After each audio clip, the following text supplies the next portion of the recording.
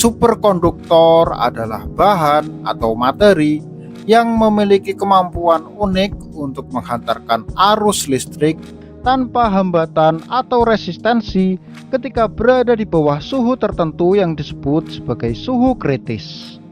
Benda yang memiliki sifat superkonduktor akan kehilangan semua hambatan listrik ketika didinginkan hingga mendekati 0 mutlak atau 0 derajat Kelvin. Ini karena getaran acak atom menghambat aliran elektron ketika dalam suhu normal. Dengan menurunkan suhu, gerakan acak ini berkurang sehingga listrik mengalir dengan resistensi yang lebih kecil. Biasanya saluran listrik kehilangan sejumlah besar energi saat mengalirkan listrik dalam jarak jauh.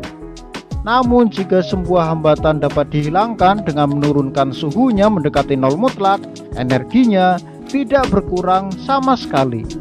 Faktanya, jika listrik dibuat bersirkulasi dalam gulungan kawat dan dalam suhu yang rendah, listrik tersebut akan bersirkulasi selama jutaan tahun tanpa adanya pengurangan energi. Selain itu, magnet dengan kekuatan luar biasa dapat dibuat dengan sedikit usaha dari arus listrik yang sangat besar ini. Dan dengan magnet ini, seseorang dapat mengangkat beban yang sangat besar dengan mudah. Salah satu sifat umum superkonduktivitas disebut sebagai efek Meissner. Ketika sebuah bahan superkonduktor didinginkan di bawah suhu kritisnya, yaitu mendekati 0 derajat Kelvin atau suhu 0 mutlak, ia akan mengusir seluruh medan magnet dari dalam tubuhnya. Medan magnet tidak dapat menembus ke dalam superkonduktor. Sebaliknya, medan magnet akan dikeluarkan. Jadi, jika magnet dipegang di atas superkonduktor, garis-garis gayanya akan diusir oleh superkonduktor tersebut. Jika Anda menempatkan magnet di atas superkonduktor, magnet tersebut akan melayang seolah-olah tertahan ke atas oleh suatu gaya yang tidak terlihat. Fenomena ini berbeda dengan karakteristik material biasa, yang cenderung membiarkan medan magnet menembus mereka. Namun, superkonduktor masih memiliki efek unik lain, yaitu quantum locking.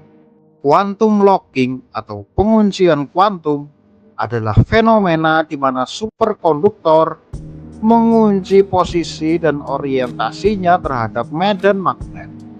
Hal ini terjadi karena adanya vortex magnet yang menembus superkonduktor pada titik-titik tertentu, menciptakan titik pengunci atau flux spinning.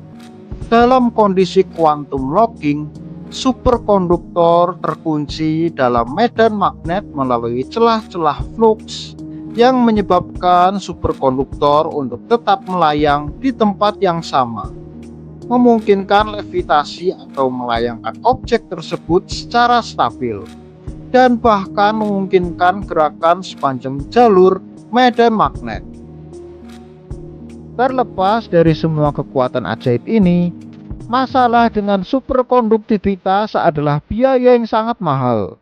Pabrik pendingin yang besar diperlukan untuk menjaga magnet besar, sehingga magnet superkonduktor menjadi sangat mahal.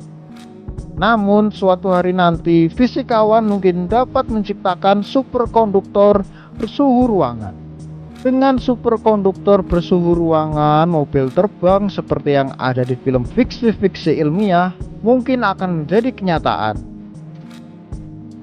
Seseorang mungkin bisa memakai sabuk yang terbuat dari magnet superkonduktor yang memungkinkan seseorang melayang dengan mudah di atas tanah.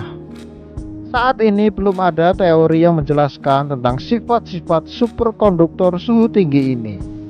Ini berarti bahwa superkonduktor suhu ruangan mungkin akan ditemukan besok, tahun depan, atau tidak sama sekali. Tidak ada yang tahu kapan atau apakah zat semacam itu memang benar ada. Namun jika superkonduktor suhu ruangan ditemukan, gelombang besar penerapan komersial dapat terjadi. Medan magnet yang jutaan kali lebih kuat dari medan magnet bumi mungkin sudah akan menjadi hal lumrah jika superkonduktor suhu ruangan ditemukan. Magnet superkonduktor juga dapat digunakan untuk melayangkan bahan non-magnetik yang disebut paramagnet dan diamagnet. Zat-zat ini tidak memiliki sifat magnetisnya sendiri.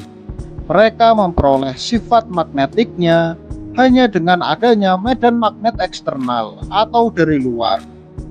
Paramagnet ditarik oleh magnet luar.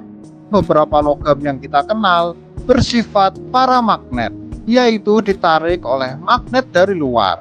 Sedangkan diamagnet ditolak oleh magnet luar. Air misalnya merupakan diamagnet.